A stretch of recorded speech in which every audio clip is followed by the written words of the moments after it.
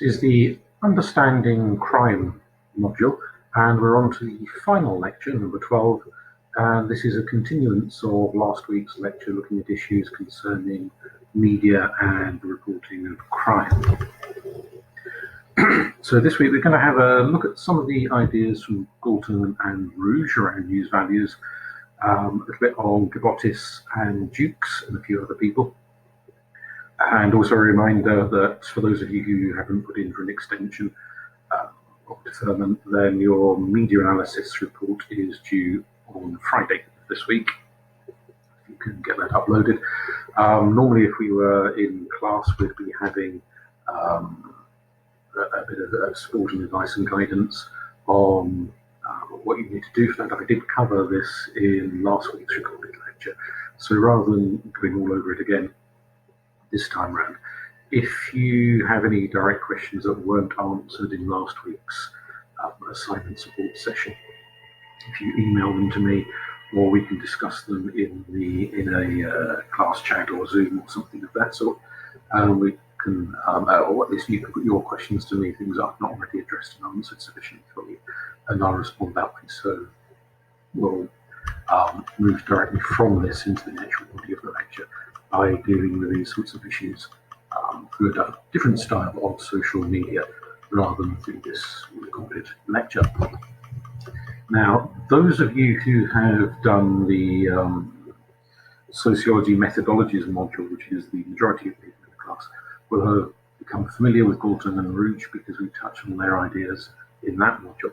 But I do appreciate that not everyone in the class has participated in that module. So for some of you, this may be a new idea or a new theory. And even for those of you who have heard it before, it might not harm to have a bit of a recap of that. So Galton and Rouge, going back to the 1960s, put out these ideas, and we won't go over every single one of these because it'll get a little bit dry. I'll give you the gist of the idea, and then you can do some background reading on Galton and Rouge yourselves if it's something that really grabs you as interesting and worth mentioning, perhaps in your assignment, or maybe as an idea you want to explore for dissertation or something like that. Their ideas about why do newspapers report some incidences and not others. Now, they weren't specifically talking about crime. This was any kind of news that might get reported in a newspaper or indeed on a TV news channel, news program, radio news program. And these days, obviously, we're a few decades on from the 1960s. These days, we could expand this to include social media news platforms. Why do they report this event and not some other event? Well, Galton and Rouge's argument is that these various factors you've got listed here are ones that make a story newsworthy in the eyes of journalists, not necessarily in the eyes of the readers or the watchers or the listeners of news, but in the eyes of journalists. So there might be things that interest you as a person who reads newspapers or watches TV news programs, which don't get reported because they don't strike the journalists as newsworthy, and vice versa. Things that the journalists think are newsworthy might bore you to tears and have no interest for you whatsoever. I tend to find that when they're reporting things about sport, my brain switches off because I've got no interest in sport. But obviously, loads of other people do. So it's I do appreciate that sport is newsworthy, just not me. But certainly newsworthy to a lot of other people who want to know about sporting fixtures and all sorts of things relating to the lives of football players and rugby players and tennis players and the rest of it. So, back to the plot with Galton and Rouge. What do they think goes through the minds of journalists and newspaper editors and newspaper owners and TV news program directors and so on as to what's reported and what not reported? Frequency is one of the factors. In that, whether it's a newspaper or a TV station or a radio station, what have you, they've all got to meet deadlines. They've got to get the news out there to the public by certain points in time, and they have to fill a certain number of pages in a newspaper or a certain amount of time on a TV broadcast, for example. So they have these structures, and the news has to fit into the patterns of those structures. It has to occur within the formats and structures, or whether it's a newspaper or a TV show, whatever the kind of route of transmission may be. And we could reference back to Marshall McLuhan here, who was also writing at a similar period of history to Galton and Rouge, who said the medium is the message. So whether news is reported in a paper or on TV or on the radio or these days on the internet, the very method of disseminating the news will itself shape structure and influence the type of news that gets disseminated. So if an event occurs within the deadline, let's stick with newspapers for the moment, within a deadline by which a newspaper has to hit the press and be out there on the streets, then it's much more likely to get reported than something that happens after that deadline, and therefore might possibly be carried over to the next day's paper, but only if it's of sufficient interest. So if in effect a journalist has got a blank spot on the page, there's a half a column and nothing to put in it, they might scrabble around for something to put in that half column and come up with an event which under any other circumstances they wouldn't bother reporting. But it fills the gap, it meets the requirements of the newspaper's publishing schedule, and therefore it's much more likely to get out of there. Familiarity is a factor. Is this going to relate to people that the newspapers will be interested in, or to places that the newspaper readers will be interested in? So we, by and large, as news consumers, we're more interested to hear about things that happen in our own neighbourhoods than we are to hear about things that happened thousands and thousands of miles away. Likewise, you may sometimes wonder whether a plane has crashed in some foreign country, and it'll be reported on British news as 300 people died in the plane crash, 2 of whom were British, and there's a lot of attention given to the 2 of whom were British. This is that element of familiarity. So even though geographically this happened way away, the assumption is that people will be interested to hear what happens to people who are close to home in the sense of being fellow British citizens. Bad news sells more than good news. The old phrase, if it leads, it bleeds. We've touched on that previously.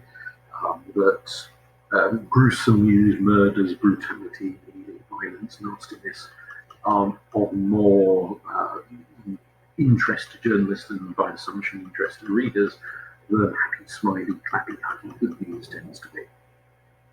The weird and not wacky fits in well. Strange, peculiar events that they can fit into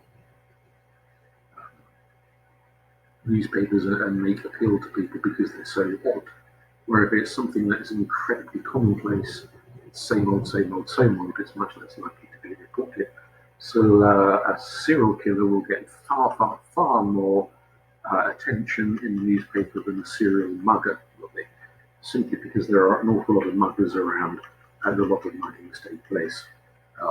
Muggings get reported in local newspapers because they're usually desperate for anything to fill the newspaper columns with, but they very rarely make it to the national press unless there is some kind of sympathy story that can be spun, or it's what's referred to as a slow news day, and they need to pad their column inches.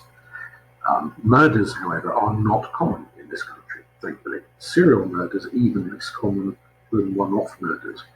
Therefore, someone who's committed 5 murders will get far more attention than someone who's committed 5 muggings, because there's a lot of people out there who've committed 5 muggings. There's very few people out there who've committed 5 murders.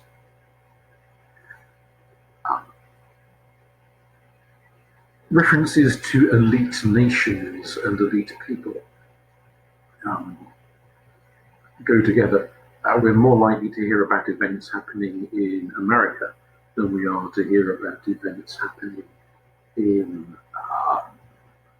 Chad, because America is an incredibly wealthy, incredibly powerful nation with tremendous influence on the world stage, and Chad, with the best of wishes to the people of Chad, is not anywhere near as wealthy as America or anywhere near as influential on the world stage as America, and therefore whatever goes on in Chad is unlikely to be reported in the British press. I'm sure it gets reported in the the Chad press, not in the British press.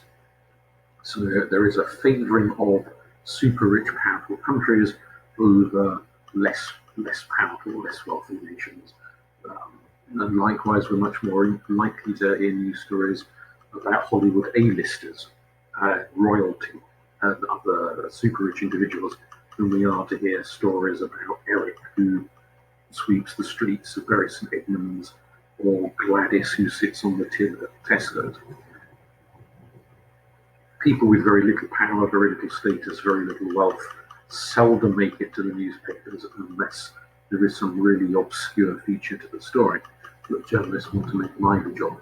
By and large, they tend to concentrate on stories about rich people in rich countries, not poor people in poor neighbourhoods.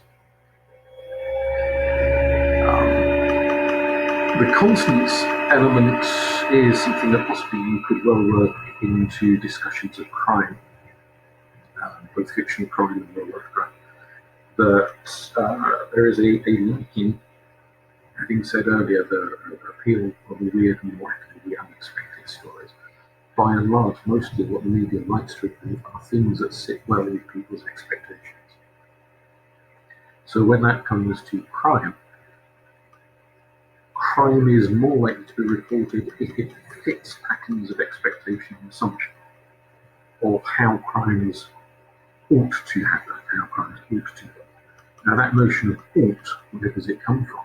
You could say it's a combination of the real crime we get to hear about, both in newspapers, TV, but also local gossip or direct person experience, things that happen to us, to our family, to our friends, to our next door neighbours. Plus, fiction, because we hear far more about fictional crime than we do about real crime. If you look at, pick a random day of TV programs on the BBC or ITV or whichever channel, and count up the number of programs that address news programs, documentaries, that sort of thing, that address real life crime, and then count up the number of programs about fictional crime, the whodunits, the murder mysteries, the cop shows, all of that. And there's far more fiction on TV, fictional crime on TV, than there is real life crime on TV. And that doesn't really matter which channel you're looking at, that tends to be pretty much across the board. We have a significant appetite for crime. And it's certainly arguable that our notions of crime, because there's relatively little real life crime in Britain, we're an incredibly lucky nation compared to many of the parts of the world that have much higher rates of crime. Most of us, our exposure to crime is more likely to be Hercule Poirot or Miss Marple or Sherlock Holmes than it is actual crimes happening directly to us or directly to the people in our immediate social circle. We might hear about crime in news programs and read it in newspapers, but it's usually happening to other people that we've not met and don't really know anything about. So our notion of crime is mediated to us via both news reporting, but also via works of fiction. And arguably, probably more significantly through works of fiction than through newspapers. And we are lucky enough that the vast majority of us, the closest we ever get to crime is a work of fiction or a newspaper, rather than a direct personal experience of being victimized by crime, or let alone a direct personal experience of committing a crime against somebody else. So this consonance issue, when we say it fits expected patterns of crime, that's as much to do with expected patterns of fictional crime as it is expected patterns of real crime. So to give you a fairly straightforward basic example, if a mugging takes place in Ipswich, and it's a teenage hoodie mugging an 80-year-old lady, that fits with expected patterns of mugging. We commonly imagine that mugging victims are going to be frail little old ladies and little old men, and the people carrying it out will be much younger than their victims, teenagers or youngsters, and probably men. We assume almost all muggers are going to be men rather than women. Threats of physical violence, wielding a weapon, wrapping the purse or the wallet or whatever it is and making it. That's kind of what we expect muggings to be. because that's what we hear about with film menus and see in pop shows. So if a mugging took place and the victim were a 30-year-old bodybuilder, some big, huge, hefty guy rather than a little frail old lady, and the knife or a gun or what have you at their victim, that would be odd. It would certainly fit into the unexpectedness category. But it's actually probably less likely to be reported because it's unless the victim were a celebrity or very prominent in some capacity, by and large it's unlikely to be reported because it doesn't fit with the expected pattern. Because the expected pattern is frail victim, burly, youthful attacker. And so if it's the other way around, the victim is burly, or possibly sometimes if the attacker is no spring chicken themselves, or indeed is a female mugger rather than a male mugger, it doesn't fit with patterns, therefore it's discordant, it doesn't fit well with assumptions about what crime should be made. Just as in the sense that the popular image of domestic violence is some horrible man, a husband, a boyfriend, battering, terrorizing, abusing his poor little blonde wife or girlfriend. And there's a hell of a lot of crime just like that. We don't expect domestic violence to be the wife battering and terrorizing the husband. But it does happen. And indeed, one of the first crime to be reported under one of the recent revisions to law, which expanded the definition of domestic violence to include the emotional, psychological terrorization of the victim, as well as full-on domestic violence and battering and so on. The prosecution was of a woman for terrorizing her husband over years and years and years, and reducing him to an absolute wreck, which went against the grain for a lot of expectations. So there are crimes out there that don't fit the pattern, and we perhaps don't like to. Either we think of them as absolute one-offs, once in a blue moon type of thing, or we don't think about them at all. Ellen Pizzey, when she was setting up refugees, the first refugees in this country, the battered ones, said as a result of her researches and experiences of hands-on dealing with people coming to her for shelter and sanctuary from violent other harms, that she was seeing as many women who battered their husbands as she was seeing husbands who battered their wives. And that she felt the amount of violence going on in domestic situations was probably around about 50-50 in terms of who battered who. But that's not something we want to think about. We want to think it is predominantly horrible men abusing women, not a 50-50 scenario. Now, this is going back a few years to the point where Pizzey was setting up so patterns do change over time. Whether it's still the case or it's altered over the period of a few decades is difficult to say, because we face issues of under-reporting and all sorts of things going on. What are our expectations of crime? Very variable and influenced, as I say, by both fictional sources and factual sources. And even when we class news as a factual resource, that itself is something challenged by some sociologists who will get onto as we go along. There are a couple of other factors that Captain Rouge put out in terms of factors that influence the kind of stories they say, the kind of stories they choose. Prefabrication is the preference. This is for anyone who works for charity groups, voluntary groups, that sort of thing, or not even necessarily a group, who are setting up a jumble sale at the village hall or something like that. If you send out a press release, it's much more likely to get into the papers than if you invite the journalist to come along and report on the event. Simply because the press release is pre-written, you've written it. All the journalist has to do is check the spelling and then cut and paste. So that's an example of prefabrication, where a story is already there. Somebody else has written it, but the journalist just needs to cut and pasted in. So you've sent out a press release for the jungle sale at the village hall, or a charity having a fun run and sent out a press release about that, or some celebrity has written their latest autobiography and their manager has sent a press release about how wonderful this new book is to the local media.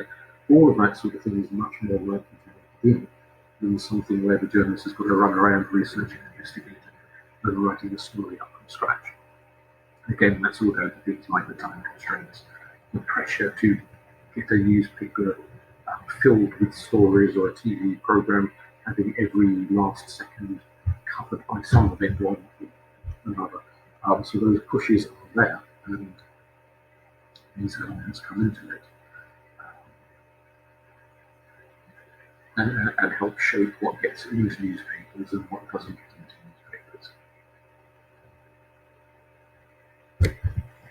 newspapers. They advanced a number of hypotheses, three in all, which to some extent there are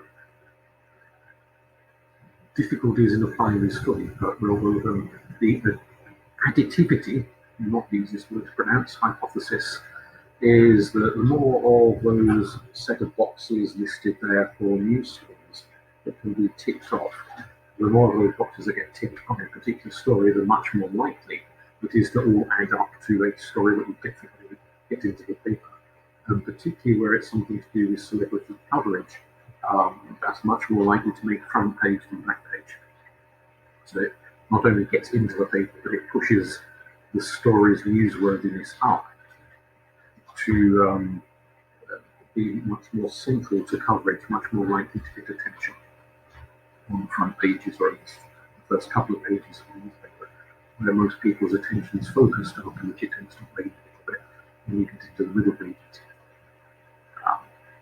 The complementarity hypothesis that Walton and Rouge advance is that there are some factors there which contradict each other. We've just highlighted a couple of those. So the element in which a story may seem very odd, very unusual, very strange, is countered by the alternate factor of a story that fits predictable patterns and expectations. Because clearly a story is either one or the other. It's either weird, not unusual, or it's conventional and expected and predictable. It can't be both at the same time. So you can't have a story that ticks every single one of those boxes, because some of those boxes are contradictory. Which box wins out? Well, as already indicated, unless there is a celebrity involvement with the weird and the strange, it's much more likely that the predictable story will win out over the weird and strange story. If there's one final column in the newspaper to fill, or a 2-minute slot on the TV broadcast to fill, and they don't have time to cover both, or space to cover both, which one will win out is more likely to be a predictable story, unless the weird and unusual story has the added bonus of celebrity involvement. Why? Because the news, you could argue, is partly there to inform, largely heavily going back to the theories of Noam Chomsky from last week, there to sell, to make money for the publishers of the various news, but you could argue it's also there to reassure, to provide a sense of familiarity, of continuity. It's why TV news broadcasts, morning shows and the 10 o'clock news and all the rest of it, they tend to like comfy formats. It's the same set of presenters on a regular basis. They all sit on sofas and wear comfy jumpers and all very jolly, and they chat about their wives, their husbands, their children, their dog and everything. It's to provide a sense of familiarity, of reassurance, of comfortableness for the audience. And predictable stories are more comforting than weird, freaky, unusual stories. So there is this element of the news being there as a reassurance that even when bad things happen, like this coronavirus situation, Nonetheless, there is familiarity there, there's consistency there, and part of the news job is to reassure the consumers that things will get better. And you can see elements of this perhaps also in the fictional presentation of crime. So you know that when the murder has been committed, Miss Marple will always catch the guilty party by the end of the story. Things will resolve, things will work out. So even if there is a second or a third murder somewhere halfway through the story, ultimately, eventually, order will be restored. Whatever is frightening and worrying in terms of the murderer running around on people left, right, and centre, all of that will come to a resolution by the end. This is something that's been argued by literary theorists and various other people, that the function of murder mysteries and murder crime is not to scare the life out of the reader, but rather to reassure the reader that everything will come right in the end. Everything will be resolved. And not just the reader, but the watcher of TV shows or things on the cinema. All things will be resolved in the end. Order will be restored. That's part of the function of that style of fiction. But real life crime doesn't automatically have that reassurances. You think of the parents of some of the victims of the Moors murderers who never, until even their dying day when the parents were dying, never found out where the bodies of their children were buried. There was no resolution. There was no reassurance. We still don't know exactly what that actually was. There's 301 different arguments, possibilities, and evidence for this one, that one, and some other one. But it's unresolved. And it sells out of a lot of books as a result of being unresolved. But it remains an unresolved issue. There is a fair amount of crime, and not just the gruesome, horrible crime of serial killers, but lots of pedestrian, low-level property crime that goes unresolved. Somebody breaks your window or scratches your car or does something horrible and irritating and upsetting, and you never do find out who did it.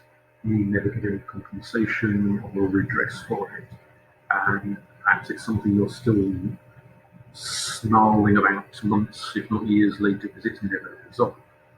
There is a lot of crime that's never resolved. No one is ever brought to account, at least not by the law. Maybe we believe in karma or fate or something and feel that it gets resolved that way, but at least in terms of legal procedure, jurisprudence, lots and lots and lots of crimes go unresolved, whether petty crime or middle-of-the-road crime or very serious crime. Real life doesn't give us the nice neat reassurance that fiction does, which is why perhaps fiction is so popular, because it provides us with something that reality seldom does provide us with: closure. The flip side of the additivity hypothesis is the exclusion hypothesis, that if an event ticks hardly any of those boxes, possibly none of those boxes, it's profoundly unrelated to hit the newspapers or the TV news or whatever it is. So it will just, the fewer boxes, the less likely, the more boxes, the more likely. Pretty much what it boils down to. So you could look into integrate this into a dissertation next year, or pick up some elements of this perhaps in your media analysis. You could look at a particular crime and think, which boxes does it tick? What makes this, even if it's a work of fiction, what makes this a work of fiction worth reading? I don't think it's the wrong word, but why is the scriptwriter or the novelist or whoever they are creating this type of crime rather than some other type of crime? Does it tick boxes for being the type of crime that would be considered newsworthy in a newspaper? The kind of thing that newspapers assume people want to know about, and therefore scriptwriters might assume that TV audiences or film audiences want to know about as well. Hall suggests that there are various levels that are gone through with the media construction of crime. First off, a crime is committed, so we start in that reddish box on the top left-hand side of the screen.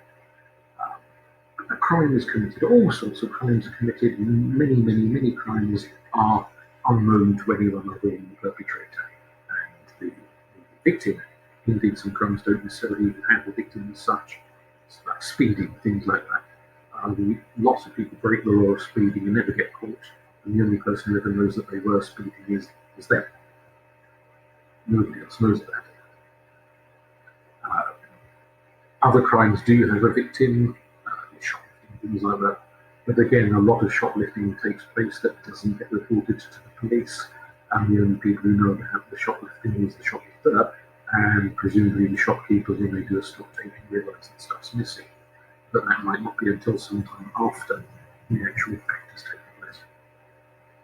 So the first layer of crime, if you like, is a largely mysterious, confusing one, because a lot of people don't even know half of what goes on.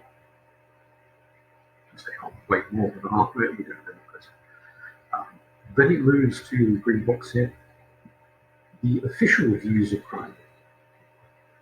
So the crime that the police find out about, crime that's reported to the police or comes to their attention in whatever method or route, gets logged, and the way the police interpret crime, the way they log it, record it, what they label it as, might be different from the way a lay person would understand crime. So most lay people don't understand much about the law to know quite which category of crime or behaviour would fit into. So the way a lay person thinks about it is not necessarily the way a police officer thinks about the crime. They investigate, they create official statistics of known crime, and then that creates this dichotomy between the unknown, unreported crime and the known crime.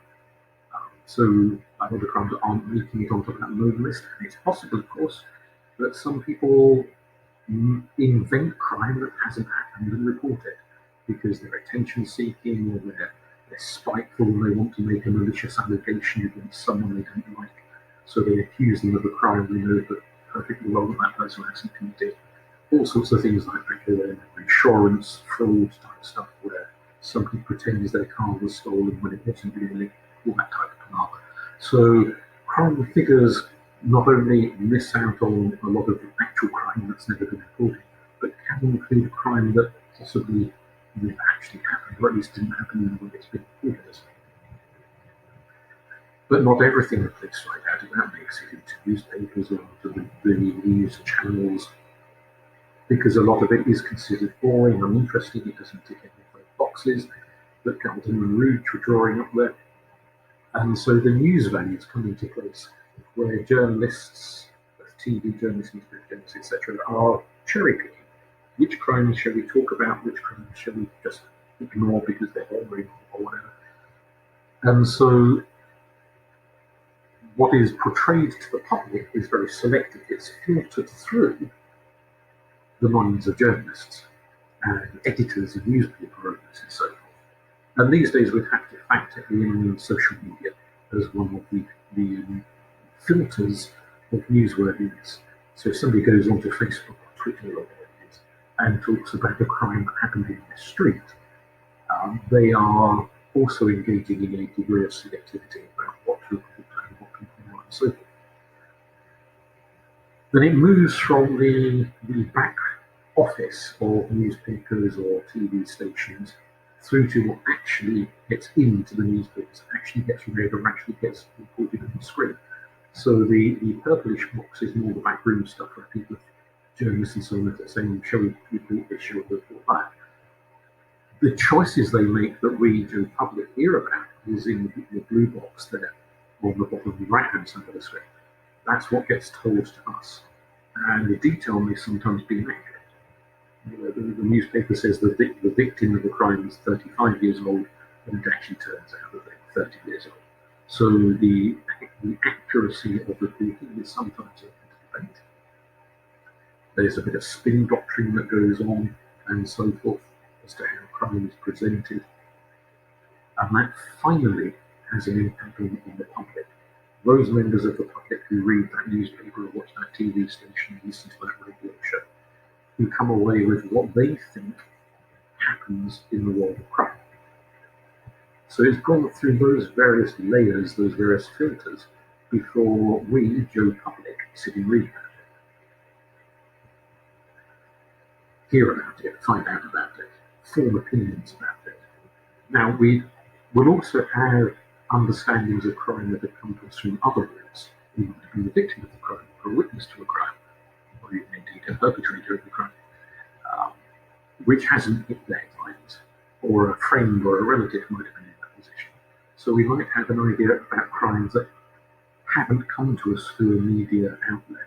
But by and large, the majority of crime we think about will be things we've heard about on TV, read about in the newspaper, rather than had any direct personal experience of. Paul's point is that by the time you get to that last orange box on the screen, what the public walks away thinking is quite different from what actually happens in the first box. What actually goes on and what we think goes on are two quite different things, because it's been the information, the understanding of crime has been filtered through a series of layers before it ever hits the public imagination. And so we can end up with quite odd notions of crime. That blue box there can include not only reporting of factual crime, but it can include the Inspector Morse and the Sherlock Holmes and all the rest of it style of fictional crime, as to how crime is portrayed in films, in whodunits, in stage plays for that matter, in novels. So it's not only the reporting of real crime that shapes our understanding of crime, but the reporting of fictional crime as well. Well, that's it, reporting of it, the presentation of fictional crime, all of which helps to shape the public imagination. These days, we live in a world of citizen journalism. That seems like a rather dated picture given the phone is holding up, but never mind. Vast numbers of people had mobile phones with cameras on them. Once upon a time, they were filming expensive things and hardly anyone would have them. These days, you can see homeless people with mobile phones. They seem to be just everywhere, regardless of how much money a person has somehow. Very, very pervasive devices. And a lot of people love their cameras or the video recording facilities on their phones. And so we now walk around not only with a phone in our pocket, but a camera and a scene camera in effect in our pockets. And lots of people love to whip them out and record what's going on, which can include crime-related issues as well as all sorts of other things, spotting a celebrity in the supermarket or seeing a haystack catch fire or some dreary thing or another. So it can be not only all of the humdrum news, but it can also be crime-specific news that people are recording and reporting. TV stations often encourage their watchers to send in video clips or photographs of things that they want to see. And sometimes that's just pretty pictures that can be used on the weather forecast. But it also includes coverage of newsworthy, and in fact news values, events. We are now recorders of crime. Sometimes to a level that's a little bit disturbing. We'll try not to go too far down this road, because it's really more an ethics and philosophy issue than it is a society issue. But within psychology, there was a development of this idea of the bystander effect. The people who just stand and watch and don't really do anything except stand and watch when tragedies are going on. That notion of the bystander effect came to prominence in the aftermath of the murder of Kitty Genovese in America, where she was stabbed to death by an ex, her resentful ex, screaming her head off. Where this attack took place over a period of time. It wasn't an instantaneous death, it was a prolonged attack. And she was walking and nearly got her. There's big, people flats in this apartment block, because it's America. Lots of people who could hear her screaming and presumably they were attacking or shouting to hear what was going on. Nobody phoned police. Nobody ran downstairs to try and help her or leaned out the window to shout at the attacker and threatening him and try and scare him off or anything. No one did anything. And so she died and he ran off. He did get hold of it. He ran off at the time of the attack. When this hit the newspapers, in fact, there's only newsworthy stories, there was a lot of shock and regards. Why the hell did this block of flats full of loads and loads of people, all of whom heard the screaming and hullabaloo? Why did none of them pick up a bloody phone, if nothing else? Even if they were too scared to run downstairs and fight off the attacker, but at least have phone, but they didn't. That led to a lot of discussion in this notion that people, particularly people in large numbers, can become quite apathetic about it, not do anything, when perhaps they should be doing something. Has that become more pronounced, more widespread in this day and age of mobile devices, when a lot of people, something awful happens and it does seem as if their first reaction is not to go and help, but to stand there and turn their camera on their phone and start recording it. That exists at lots of levels. To give you a fairly low-key example, it's one that it irritates the hell out of me, because I'm a dog. I've seen a clip posted numerous occasions from just a few people on social media. Two dogs are out with their owner near a river, and they're sniffing and snuffing like dogs will. And one of the dogs falls into the river, and it's a very fast-flowing river, and the first dog is being swept downstream, and is quite clearly panicked at the speed of the water. And the second dog leans in and pulls the first dog out, rescues the first dog, whilst the utter pillock, to put it mildly, who is walking the dogs, stands there like a pilchard and films it. Doesn't try and rescue their dog, they just stand there and film one dog nearly drowning. And oh, look how sweet the other dog was rescued. Personally, I would quite like to shove that dog owner into the river myself, but that's just me, because I'm slightly psychotic on that one when it comes to dogs. Not psychotic, sorry, psychopathic. However, that's an example of someone when you think the very first instinct surely you would have would be to step in and help, not get your camera out and filming or filming. But that does seem to be a reaction for an increasingly large number of people. Whether it's something involving their dogs, or it's a house on fire, or it's a mugging taking place, or it's a major traffic accident or something, instead of going to help, they film. Now, it could be argued, I suppose, that the police, if it's a mugging or something, murder or something, might well be able to use that film as evidence in court to gain conviction. So I'm not suggesting that the film is totally without usage. However, the passivity of the individual to turn themselves into nothing more than a walking camera, rather than a useful member of society who participates and assists their fellow human being, or indeed fellow dog, as the case may be, in cases of distress and worry and anxiety and threat.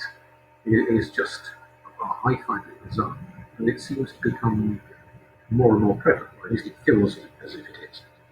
And whether the technology is leading people to become more passive, or perhaps they always were quite passive, and this is just me having a grumpy old man moaning about the way the world is going, and maybe it's always been this way. I don't know. It's very difficult to sort of that score. But there is this concerning element in which the wish to record crime seems to take dominance over the wish to intervene with crime.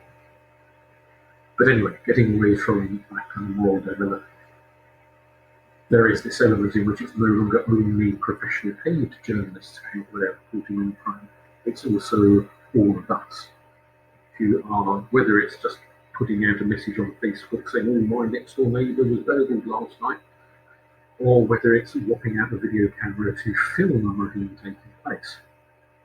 Whatever the context is, we are participating in the recording of crime and the reporting of crime.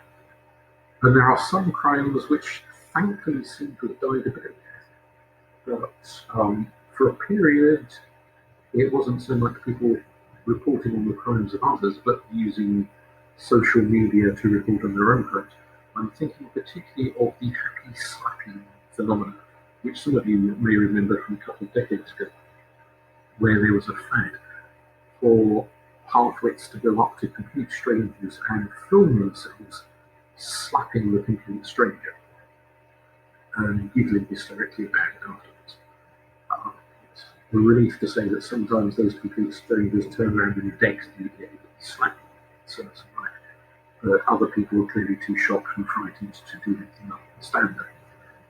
And so, I suppose they might have done that even without the benefit of a recording device.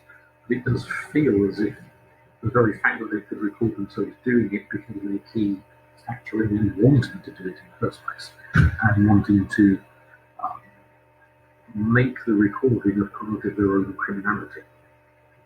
There are also people who, in a slightly different context, have been caught for speeding in traffic offences because they have uploaded their own dashcam recording to social media and said, "Oh, look at me, this is me doing 150 miles an hour on the A12 or whatever." And then someone or another has reported that recording to the police, who turned up at the individual's door and say, "Oh, we now find out that you've been breaking the laws around speeding on the A12, and you've been daft enough to put the evidence of yourself doing it on the net. We're arresting you." So there is also that kind of unwitting self-disclosure of crime. We live indeed in strange times.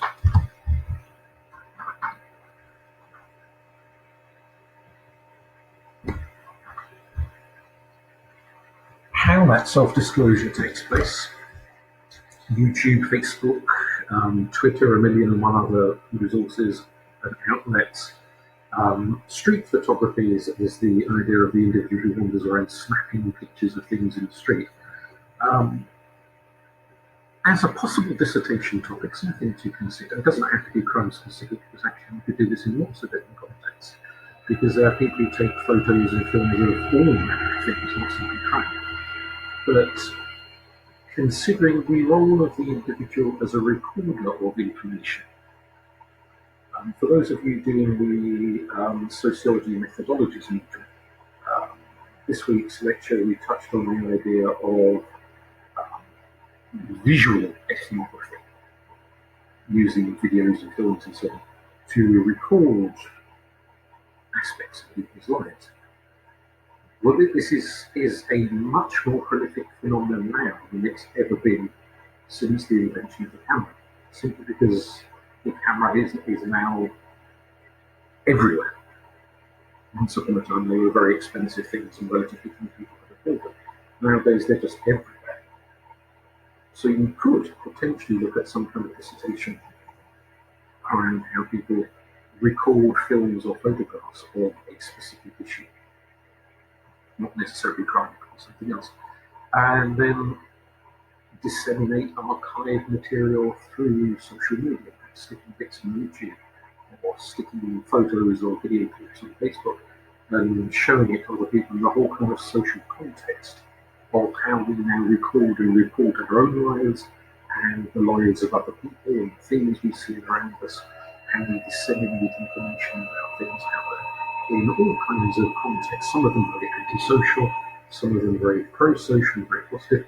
So, for example, at much the same time that all the Extinction Rebellion protests were taking place over the country, there was a sadly relatively short-lived, I think simply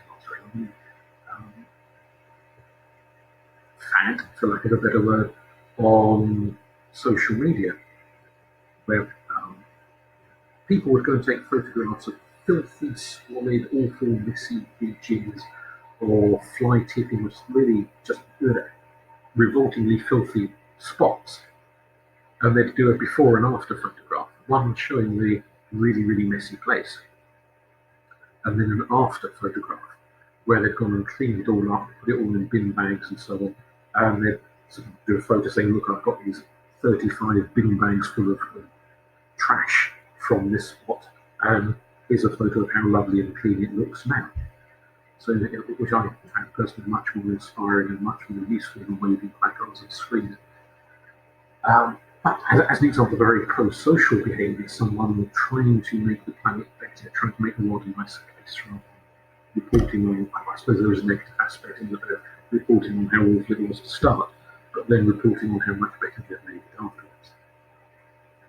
And you could think, to be very topical, you could think of the kind of reporting, the individual citizen journalist reporting of COVID-19 and what is going on. So both people filming themselves washing their hands for 20 seconds and all that kind of things, but also using things like Facebook, YouTube, social media to keep in contact with relatives, with friends, with buoying each other up, sending each other happy, jolly, supportive messages, and sometimes quite sadly charting the declining moments of someone's life, but using their own photographic cinematic resources to record either happy moments or tragic moments in times of stress and national crisis. So all of these kind of elements have potential for a possible dissertation topic. Putting it out there as an idea might interest you a bit, but it's a possibility. The idea of regulating fear comes back to the solution that the more news shows you watch, more newspapers you read, and hear about crime, crime, crime, crime, the more anxiety it induces and the more it creates this impression that there is way more crime going on and that neighbourhoods are much more dangerous than we perceive them to be. Going back to the 60s and 70s, research into newspaper reporting, TV station reporting, media reporting generally, within particularly in terms of British reporting, British news, look at other countries, it's on different periods. Their respective news centres were set up, led to the formation of the Birmingham Centre for Contemporary Cultural Studies, which is based at Munich. And this includes the Centre for Mass Communication Research, and West University as a group, and also as well as a group. So all of these various groups started to set up back in the 60s and 70s, studying media, studying British media, how we report crime, how we disseminate ideas. I say we, how newspapers and TV stations report and disseminate ideas and we, the public, consume those ideas. So just as you have the Chicago School in America studying crime, various other schools of thought located in other parts of the world, so this is the British counterpart to that school of sociological thought and research. Part of the idea of these cultural studies centres and communication research centres and so forth is to look at the way in which the media as an elite, which is not to say journalists, individual journalists are part of the elite, but the newspaper owners and controllers and ultimate directors of news outlets, whether newspapers, TV stations, what have you, they are part of the cultural elite, and through them their journalists participate in shaping and directing an ideology, which ultimately has to be understood and approved of by those in charge of the media outlets. They exist, they have their own ideologies, they permeate those ideologies through the news, the government and crime reporting, all sorts of other things. And to an extent, we could say that there's a bit of a carrot and stick approach, that they promote some ideas as very, very positive and desirable and things we should want and seek to participate in.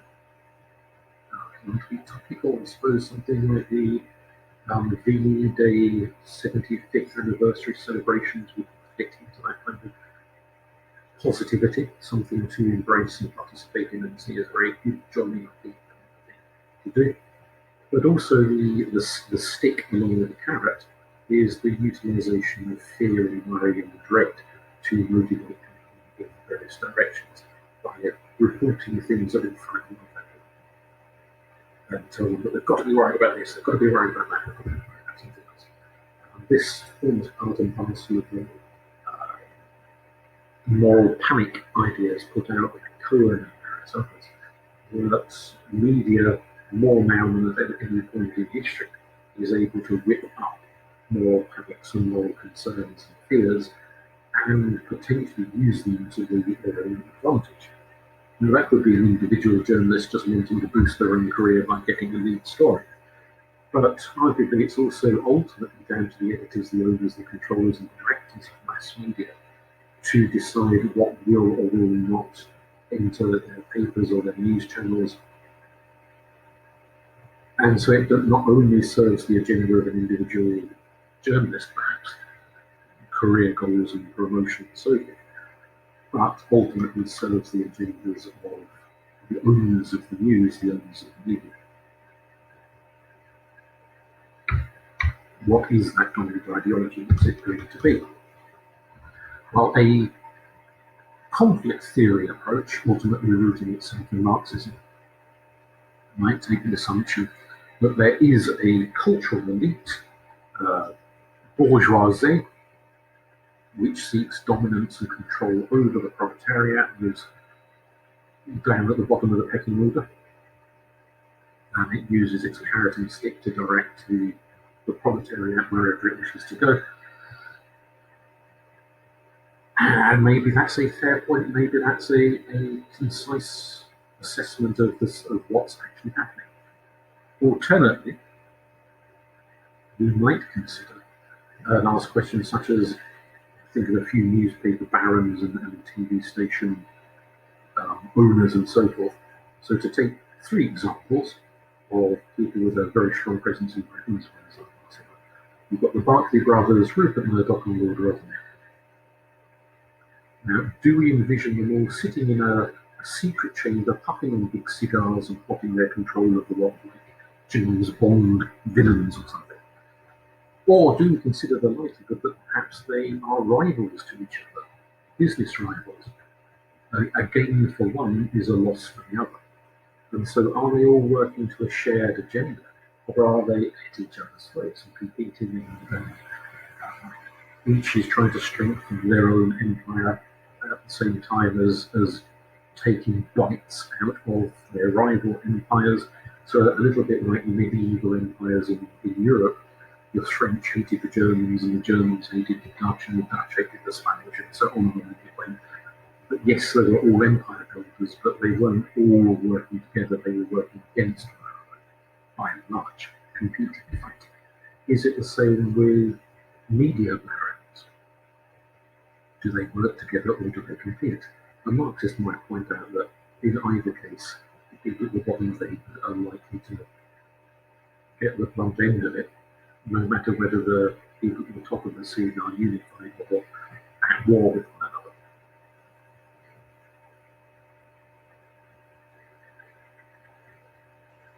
If there are competing rivals, is the ultimate agenda essentially to say more money, more power for a tiny number of people? Or do they have agendas beyond that? Are some people promoting a very right-wing agenda, some people promoting a very left-wing agenda, some people maybe a strongly centrist agenda? Do they have goals beyond wealth and power? And do those goals therefore conflict? So that one baron has one set of goals and a different baron has a different set of goals, and they fight it out, slug it out in the newspapers and the TV stations. Perhaps. It would be easy to assume everything is a very hardline right-wing goal, which tends to be the kind of Marxist point of view, that those at the top have a very hardline right-wing view and those at the bottom are put upon because of it. But is it always the case? The spectre has been raised that the BBC has a very kind of politically correct agenda, and indeed has policy documents to that effect, that there has to be a certain number of people from different ethnic groups, different sexualities, different genders, this, that, the other. It's this call and drive for representation at the BBC is very left-wing rather than very right-wing. So is it always a consistent agenda that's being promoted by those in charge of the particular media? And it's perhaps worth bearing in mind that even where it's a very kind of politically correct agenda, it is one that is imposed top-down, rather than one that's brought about by public request or public demand. So it's not the proletariat that are asking for these agendas. They are being told by people in a small elite bubble, this is what we think you should want, this is what we're giving you, now like it. And maybe they do like it, maybe they don't like it, you can say one way or the other. But it's not grassroots upwards, it's top down, regardless of whether the politics is hard right, hard left, or somewhere in the middle. It is top down that it's coming. Factors to consider. And does the reporting of crime fit into this? Does the presentation of fictional crime, let alone real-life crime, fit into this? Does it push a certain view, a certain understanding of crime, or who does what to who, where and when and why? Or are we getting carried away and there's not really any super powerful elite, there's not really any big-scale agendas taking place? There's just lots of little individual groups and little individual people who have their own views, and sometimes they're popular, sometimes they're not. Something for you to discuss and think about and come to your own conclusion. Returning to Hall, who we were mentioning earlier with the 5-step process. Hall says that media has no fixed meaning. Newspapers, TV stories, and so on. The meaning isn't fixed, isn't there to be found and uncovered in a positivist way. Rather, it's what, to use a term that's very popular in media studies, it's polycenic, which means, essentially says that a story, pick a random story from a newspaper, that story can be understood in a multiple number of ways. Lots of different meanings can be derived from it. So if several people are reading the same story, they might each come away with a different understanding of what that story is about. So meaning is this sort of shifting fluid factor. Therefore, the meaning derived might be impacted and filtered through such issues as the gender, the race, or the social class, or the religion, or various other factors, of the individual consuming the story. That might be stretching it a little bit in that if you had 10 women reading a story and 10 men reading a story, it's not the case that the 10 women will all think one thing and the 10 men will all think another. So you'll get variations of interpretations amongst the women and amongst the men. So it's difficult just to reduce this to some easy box ticking all.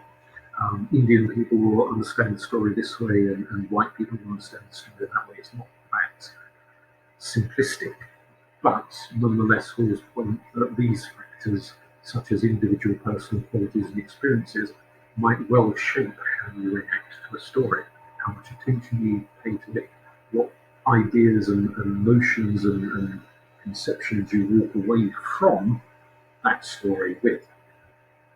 And so the idea that an elite puts out a story, newspaper owner puts out a story, I want the readers to read this story and think so and so thing, as if that meaning of the story is something concrete. The editor puts it out there, and the readers understand exactly what the editor wants them to understand. Paul is saying, well, it doesn't work like that. Even if the editor would like the readers to think X, the readers may instead think Y or Z or A or B or C. They may not think whatever it was that the editor of the newspaper was hoping they would think when they read the story. So it's not this straightforward, here's an elite telling you what to think, putting ideas out there, and you get spoon-fed those ideas and walk away from the news thinking exactly whatever the editors and owners of newspapers want you to think. Rather, it's this sense of interpretation. that you come away with all sorts of different ideas which may not have been in the minds of the journalists or the owners or the editors of the papers or the TV stations when they put that information out there. It's a much more dynamic invention process. Moral panics we've mentioned already this week, as well as having mentioned it previously. Hall gives this example from the late 70s of a moral panic around mugging that was going on in the papers in the late 70s and TV stations and so on. It was a period of recession. Get ready for another one. Lots of unemployment, lots of social unrest, and what Hall and colleagues referred to as the crisis in hegemony, that the standard expected way that everyone should think, the immersive culture, the hegemony, was being challenged by lots of alternative viewpoints coming from different sources rather than from mainstream sources.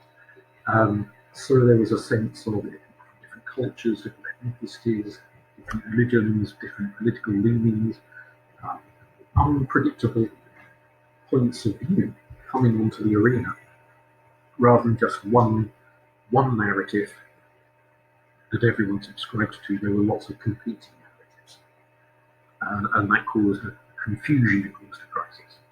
So all of this angst going on at the time, Hall says, well, what do people do? What do media barons do? Hall says they try to redirect, they try to steer people's anxieties into a focused direction to make those anxieties more controllable. And the focused direction they went for in the late 70s was concerns around the amount of mugging. Now, this isn't to say that the newspaper editors made up stories about mugging and they weren't really mugging was taking place. There actually were muggings going on. They just decided to give a hell of a lot of media focus to them, way more than they would normally bother doing, because it served the agenda of those in charge of the media. Now, just because it served their agenda, returning to Hall's earlier point, doesn't mean that the agenda was one lapped up by the newspaper, reading public, or the TV, watching public. But what the editors wanted people to think wasn't necessarily what they did think after reading the story, but this was an attempt to control the panic, control the agenda, and who was seen as the folk devil, the baddie, the villain in these stories around mugging. Well, the way papers reported it, focused on it, was that these were young black male muggers out attacking respectable citizens. And respectable in this context you can interpret as middle class, usually white, usually well off. In other words, having enough money to be worth it, mugging. People who you could well say maybe fit the hegemony. People who were mainstream being attacked by working class, unemployed, financially bottom of the heap, young and black criminals. And so that's the group to fear. If you're not in that group, you should fear that group. That's the message that Hall says was being put out in the media at the time. And exaggerated and labelled on. And the point of a moral panic is not that it has to lie, it's simply that it has to exaggerate. It has to label it on with a trap to whip up fear and anxiety and convey the impression that there's way more muggings taking place than there is, and maybe give much more attention to those muggings that definitely are carried out by, or were in the 70s, carried out by young black men, and some less attention to muggings carried out by white men, or by women, or by Asian men, people from other ethnic backgrounds, other gender groupings, and so on.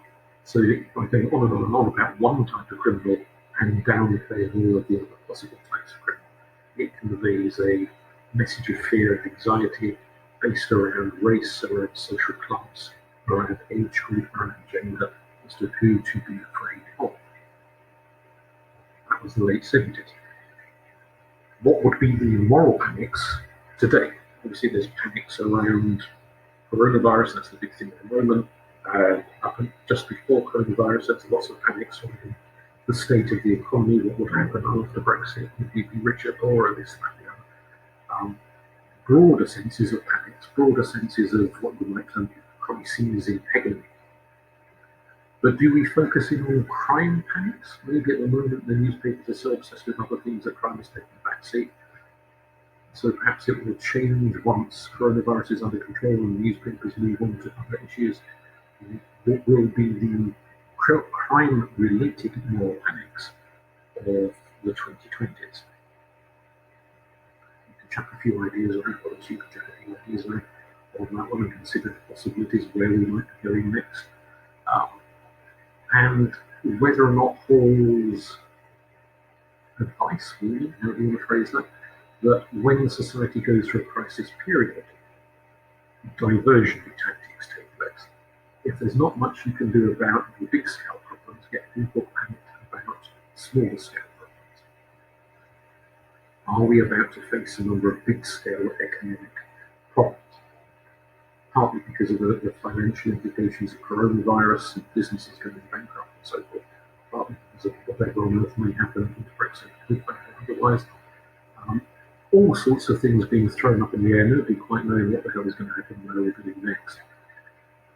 There's going to be a lot of worried, anxious people, some of them worried unduly and unnecessarily, some of them worried quite sensibly and proportionately. It's a right time to whip up diversionary tactics. So keep an eye on the media, see where we go next.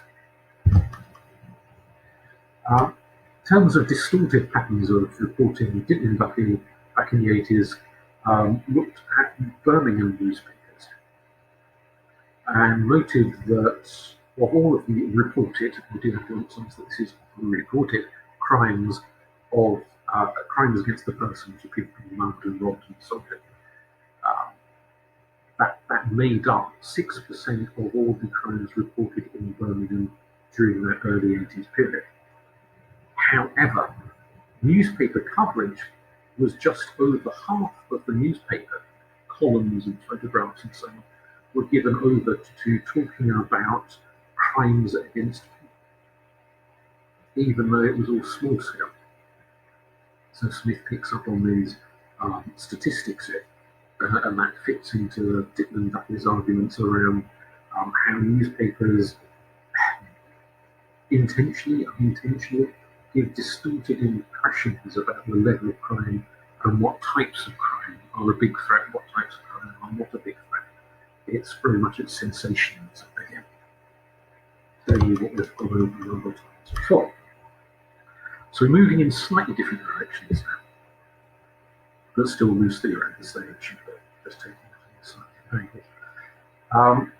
Frederick Engels, back in 1845, is a very dated theory for it.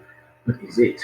There's the question. Is it dated? Because it's resurfaced its head in various recent reports, for example, in response to the terrible fire that, was it 70 odd people died in the Grenfell Tower fire. Engels' theory of social murder resurfaced in some of the reporting, both newspaper reporting and also actual policy reports in response to the Grenfell fire, to Engels' notion of social murder. Now, murder is when one person sticks a knife or a bullet or an axe or whatever it is in another person who an office or one-to-one thing. Engels said there is also social murder. And what he described as social murder is when an entire, that's an exaggeration, not entire, but members of a whole group, a social elite, the bourgeoisie, make policies and decisions and choices, exert their political power to create situations which will place at risk the lives of, what he says, hundreds, it would be thousands, it would be millions, of poor people, the proletariat. So this is the elite making decisions which will have a very negative impact on the lives of those at the bottom of it, and not just negative, but potentially kill them off by making choices and decisions that will either directly kill people off or indirectly in the way that Shelley November talks about in his theory of necropolitics, by just abandoning them into situations which very easily could lead to their death. Is this, as Frederick Engels describes, a form of murder, an intentional, oh well, if they die, they died, or should we understand that in a slightly less dramatic sense? Because a critique is that this is leading it on with a level of drama. The photo there is from an American hospital. You could as easily say hospital closures in this country that we didn't talk about America. If a hospital is closed down, facilities, let's say the state went on a while ago closing down cottage hospitals and centralising services in other hospitals. One of the impacts, and this has been monitored, recorded, statistics are available for this, is that ambulances sometimes have to drive a lot further to take patients with critical issues, heart attacks, strokes, that sort of thing, to a hospital that's much further away, because the cottage hospital that used to be a 5-minute drive away was closed down, it's been shut. And so it may be a 20, 30, 40-minute dash to the nearest hospital. But by the time they get there, that person might have died. The unwell person might have died.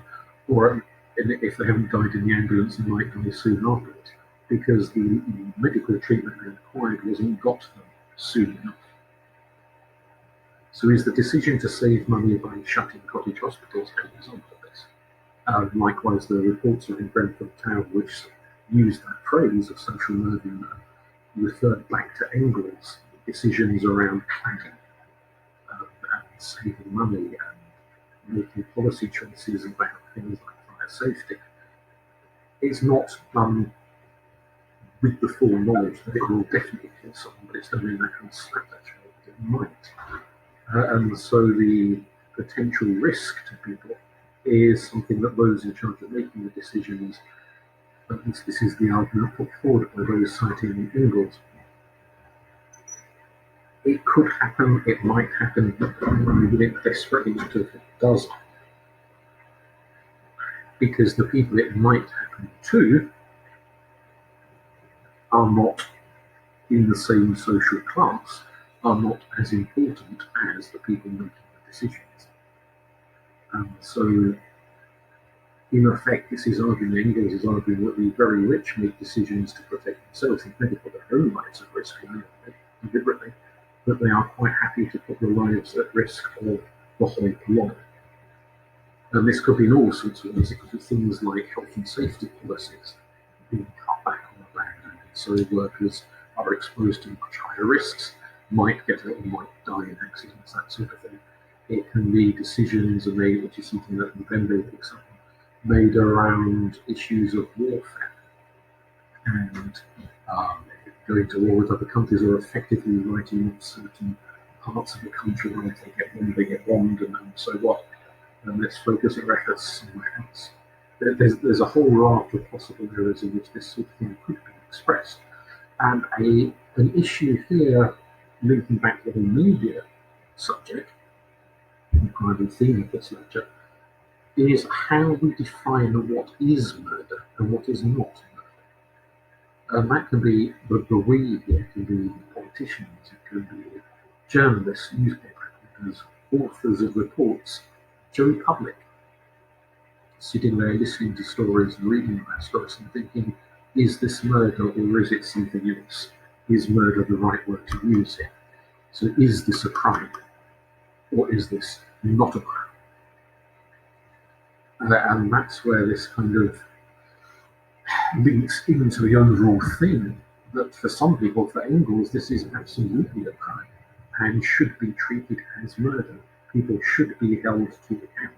They should be hauled into court and charged with what these days we'd probably refer to as corporate murder. Not a term that was around in England's lifetime, but that's the way it tends to be phrased these days. Other people might say, no, this is just social policy. We've only got so much money to go around. Decisions have to be made. We didn't want anyone to die, but it's a sad side effect, blah, blah, blah. Therefore, it's not murder. Therefore, it's not a crime. Therefore, no one is accountable for this.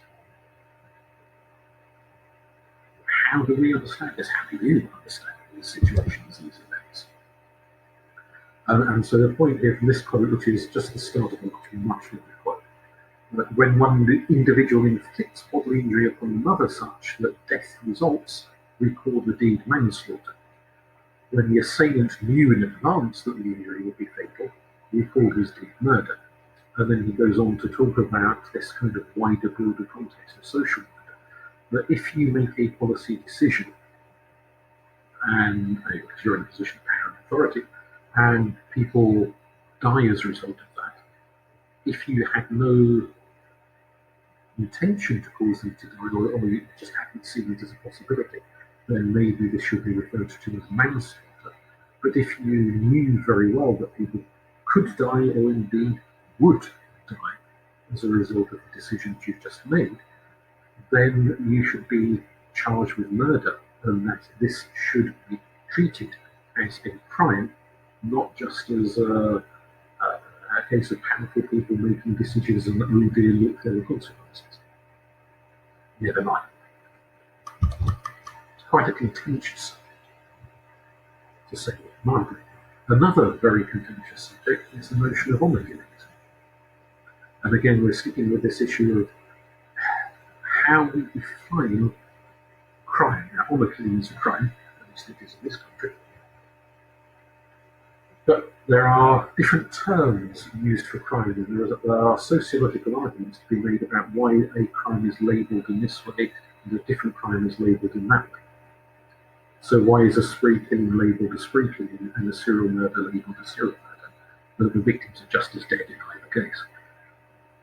What is the function of the label?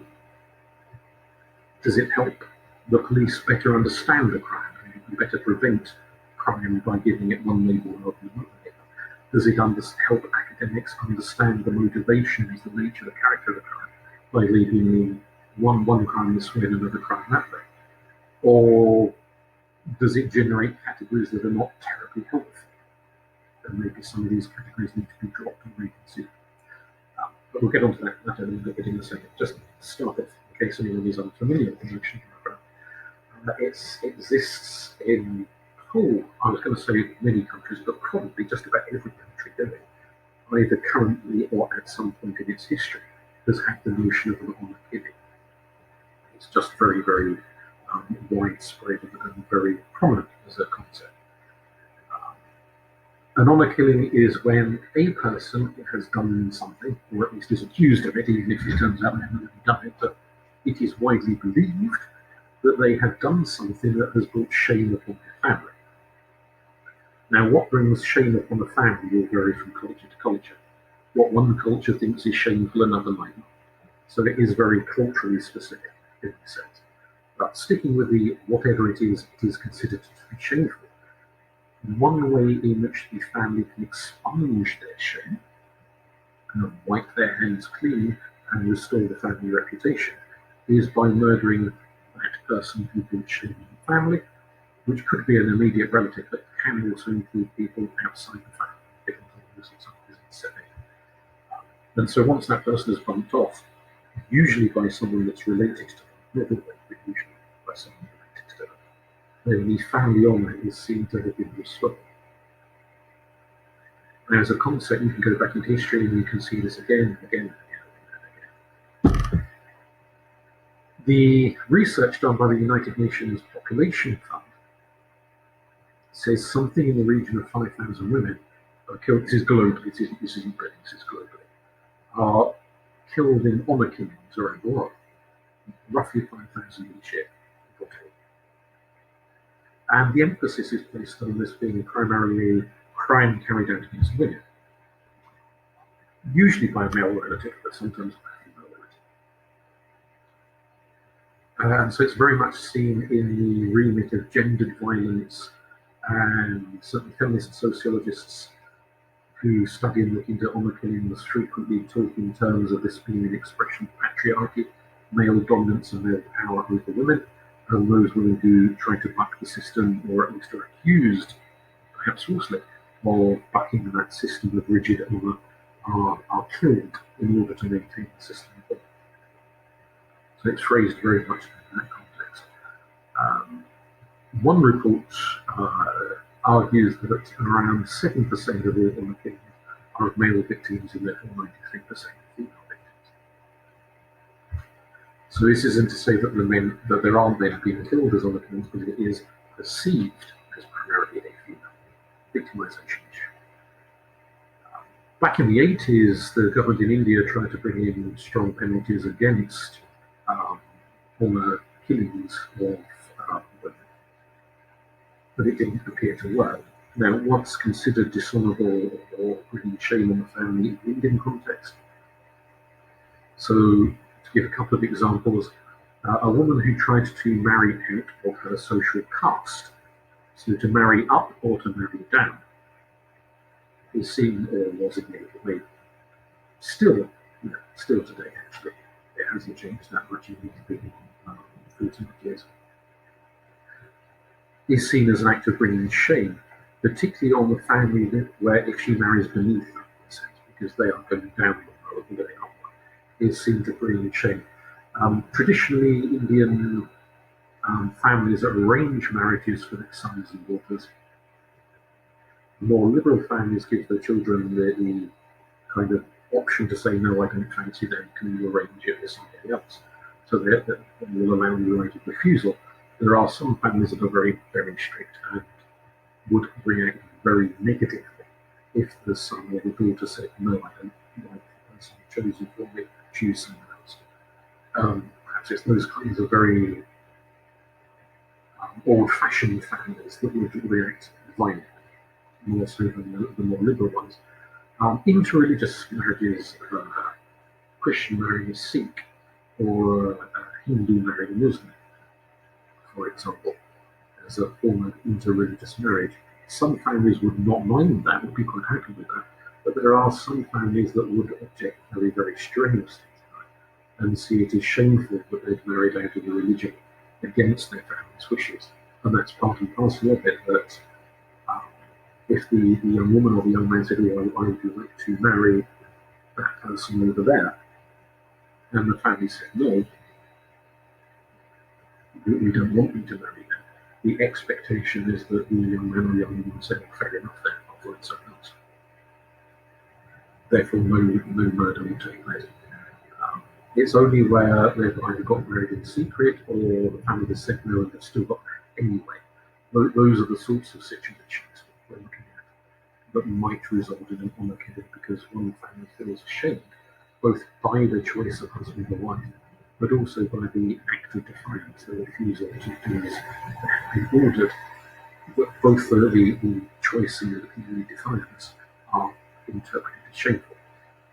But even though there are, since the 80s, quite strong penalties against honor killings, it's still estimated to be a lot of honor killings going on in India, which don't get reported to the police, are seen as internal family issues, and maybe that death is labelled in some other way. So rather than being labelled as a murder, it's labelled as a suicide or an accident or a mysterious illness or what have you. It's presented in some other way, and the local neighbours, the people around who probably know exactly what really has happened, just play along with the pretense that this was actually an accident or a suicide or something like that. And so a fairly duty issue that goes on. To give you some other examples, the 2003 one there, Shakila Ahmed, this is a young woman in Britain who was murdered by her parents. Both mother and father joined together to murder her because they had arranged a marriage for her. She didn't want to marry that man. She refused to do so, and the parents wouldn't back down or find her an alternative. And so they said, no, you must marry him or else. And she refused, and eventually they killed her. So this isn't just crimes happening in India, it's crimes happening in Britain. And yet Boxing Day has many killings in this country as in India. We don't have the population size for one thing. But it happens in this country, it happens in all sorts of countries the world over. And sometimes the law itself colludes. So whilst the death of Shakila Ahmed was treated as murder by British law, and the parents were arrested and prosecuted and convicted. Not every country goes along with that. So just already given an example of India, where it's not so much the government turning a blind eye, but the local community turning a blind eye. But sometimes the government itself participates. So in Jordan, Article 340 of the Penal Code exempts from punishment those who kill female relatives found guilty within the family, not guilty by the court necessarily, of committing adultery. So if your sister, your wife, your cousin or auntie or someone or another is deemed to have cheated on her husband, then you as a relative can kill her. And you won't be charged with murder, you won't be charged with manslaughter or anything. Actually, it will not be deemed a crime because this is the family purging itself of dishonour. In other parts of the world, for example, in Kurdistan, there are quite a lot of men who get killed in certain situations. Often it is around this issue of perceived adultery, that if a man from one family cheats with a woman from another family, then the two families are likely to go to war, to an extent clash. There's uproar and accusations of your families has dishonoured our family and all that sort of thing carries on, and they're quite likely to kill both the woman and the man who are accused of this adulterous relationship, or premarital sex relationship. If an unmarried woman is believed, rightly or wrongly, to have been seduced by a man from some other family, not only are they likely to kill her, but they will also very likely kill him too. So in some parts of whereas Jordan, the heavy emphasis is on women, and effectively sweeping murders under the carpet. In Kurdistan, there are as many men being killed as women being killed. In Turkey, 2008, you got the example of Ahmet Yildiz, a young man who was in the 20s, who came out, announced to his family that he was gay. And that went down like a lead balloon. I dare say word went round the family, one relative phoned another relative, and that sort of thing. It went round and round the family, and he was shot dead, shot 5 times, as he was leaving his house. And the prime suspect in the murder was his own father. Yildiz didn't live with his father, but the father had travelled quite a distance, apparently, to come and execute his own son for having brought shame upon the family. So far as I know, the father has never been caught or brought to justice. Has just disappeared. Nobody quite knows where he is, and possibly no one is much looking for either. Because this is not a crime that seems to have particularly concerned the Turkish authorities as being something worth heavy duty investigations and policing. It's almost a sense of honor. The young man brought it on himself, in a sense. This is a cleansing of the dishonour of the family, and not something that the police should make too much effort to get involved in. Now, the definition you've got there, from the Human Rights Watch, that homophily is the most extreme form of domestic violence, a crime based in male privilege and prerogative of women's subordinate social status, reinforces what I said a few minutes ago about the perception by feminist sociologists that homophiles are predominantly male tyranny and action against women. And certainly, if you look at those statistics, around 5,000 women being killed around the world, has to be flagged up that this is possibly a somewhat unreliable statistic. Because if we take the very information there gleaned by journalists about villages in India, how many of these murders are actually reported as murders? Therefore, is the 5,000 a rough estimate rather than something very reliable? Perhaps the figure is actually much higher than that, because maybe a lot of these killings take place in isolated locations, never get reported to the authorities.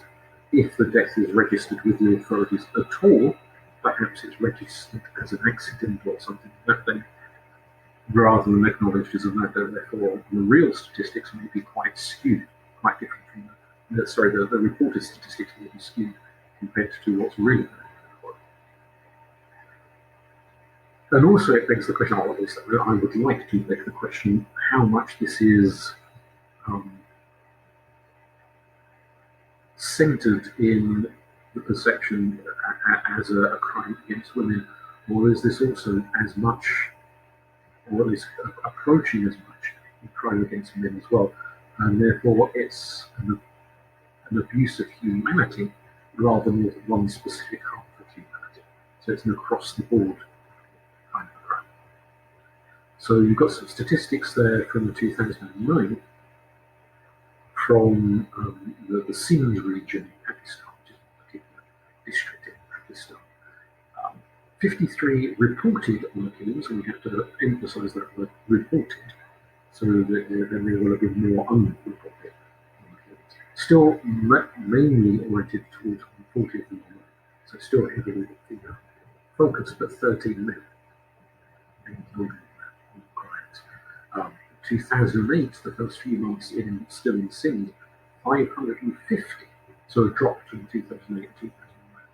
550 on the killings reported, 96 of which were men, 454 women. With those kind of ratios, whilst it's still heavily tilted towards female victims, with ratios like 96 and 13, I've got to wonder personally about that earlier claim that of the worldwide global statistics, only 7% were men. I wonder if it's actually much higher than 7%, and maybe the statistics are quite skewed that way. Earlier still, 2007, the statistics here are only from the first 10 months, rather than 104 men killed for bringing harm to the family honour. And in some cases, this is because they've been caught committing adultery with a married woman, or they have been found out to be having sex with an unmarried woman, or they were gay, or they've done something else, like refused an arranged marriage and tried to run away from it and been killed as a result. So there's all variations, and usually it is something centered around sex, and either they've engaged in the wrong type of sexual relationship, or they've refused to participate in an arranged marriage. And that's by and large the main reason why people are killed, or at least when they're killed for those reasons, it tends to be labelled on it. And this is where we're coming back towards this issue of labelling. How we interpret a crime may say more about the people doing the interpreting than it does about the crime itself, or the people committing the crime, or the victims of the crime. To give you an example, where a question mark might have flagged up the man in the photo, rather dodgy beard there, is Ramzan Kadyrov, who is the president of Chechnya. And for the last few years, although it's gone a little bit quiet recently, as the media has moved its focus onto other countries and other issues, and got bored with this one, which doesn't mean it's not still happening, just that the media's got bored with it. Back in 2016, and earlier actually, there were reports coming out of Chechnya, and suddenly Kadyrov was giving speeches to this effect that he wanted to make Chechnya an Islamic country ruled by Islamic law in all sorts of respects, and that he seems to have a particular bee in his bonnet about the LGBT part of his population. 1 minute saying there are no such people in Chechnya, there's absolutely no gay people or transgender people, whatever, in the whole of Chechnya, and in the next breath saying if such people exist, they must be driven out.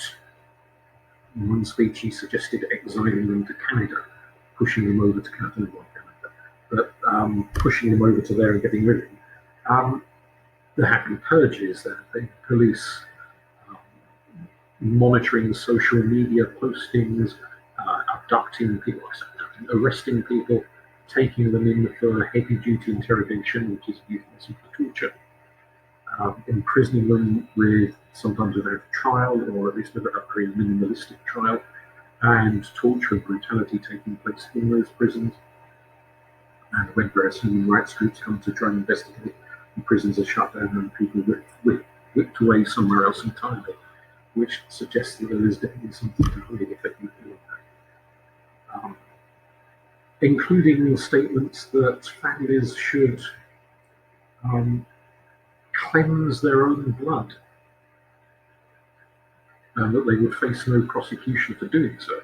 So if they had a relative who was gay, or at least they thought that relative was gay, right, then they should just take them out and kill them and dispose of the body as they see fit. If the killing is carried out for that reason, it will not be treated as a crime in Chechen law, is in effect what was being said. Now, all of this is hedged around with lots of underreporting, retractions, confusions, ambiguities, refusal to allow reporting groups in to engage in accurate reporting. So it's very difficult to get a picture of precisely what is happening in Chechnya. In this respect, it is very kind of convoluted. But it certainly seems as if there is this wish to get rid of, by whatever means, including potentially murder, gay people, bisexual people, transgender people, and so forth from Chechnya itself, to eradicate that section of the population. Whether it's by packing them off to Canada, and apparently Canada has given asylum to some people fleeing from Chechnya, or whether it's by murdering them or just imprisoning them forevermore. The approaches they're taking to this are varied. Is this classed as an honor killing?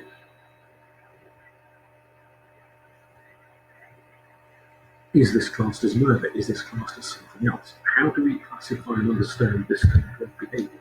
So is this a homophobic hate crime? Is it domestic violence? Parent killing off a child, or a brother killing off another brother, or a sister, and a sibling killing the other sibling? Grandparent killing the grandchild, whichever direction it's going in. Is that an example of domestic violence? At one level, all of the things we've just spoken about are forms of domestic violence. Is one member of a family killing another member of a family? There are some examples of this sort of event where the family hire a stranger outside to go commit a crime, particularly if it's a relative who is in another country or a part of the same country. But are still, in effect, one member of a family bumping into another member of a family. Do we class them as honor killings? Do we class them as just murder? Murder is murder is murder, regardless. Now, whatever label you slap on it, the person is just as dead at the end of it. From a sociological perspective, we might see this in functionalist light, that all of these different categories are just different ways of describing a killing. Some of these have legalistic consequences. If we say a killing is murder, murder is a crime. By definition, murder is a crime, and therefore the state should get involved, and the person who's committed the murder, but also identified, should face legal consequences. If it's not murder, it's not necessarily a crime, because there are killings that take place in wartime, acts of euthanasia, all sorts of things which in different parts of the world are not illegal. Therefore, they're not classed as murder. Therefore, there is no necessity for the state to either investigate or take action against the person who has carried out the killing. So there's sort of consequences to these different categories. They serve a function as to what people should do next, according to which label is slapped on the action. Is there a difference in expectation? So if something is labelled a homophobic hate crime, is there a different expectation as to what should be done about it than if it's labelled domestic violence, or if it's labelled honour killing? Is there a perception, if you come at me from the assumption that honour killings are crimes against women, if the victim is a male, do you label it as something else so that you can go on labelling honour killings as crimes against women? So is there a kind of a political with a small p agenda here that, well, if it fits this ideological point of view, we'll label it one way. If it doesn't fit within that ideology, we'll label it a different way so we can keep our ideologies intact and not have to ask too many questions now. Is there a degree in which perhaps levels of shock or outrage vary?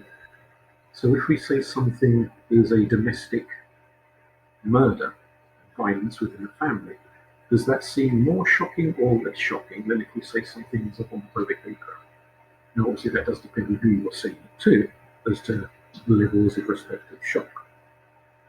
But again, there is perhaps an element of the label serving a function in terms of how the wider society reacts to it. What do they regard as an obscure issue affecting a tiny minority of people? Therefore, we don't have to worry about that. Versus, oh, this could happen to all sorts of people, this could happen to us. We should worry about that.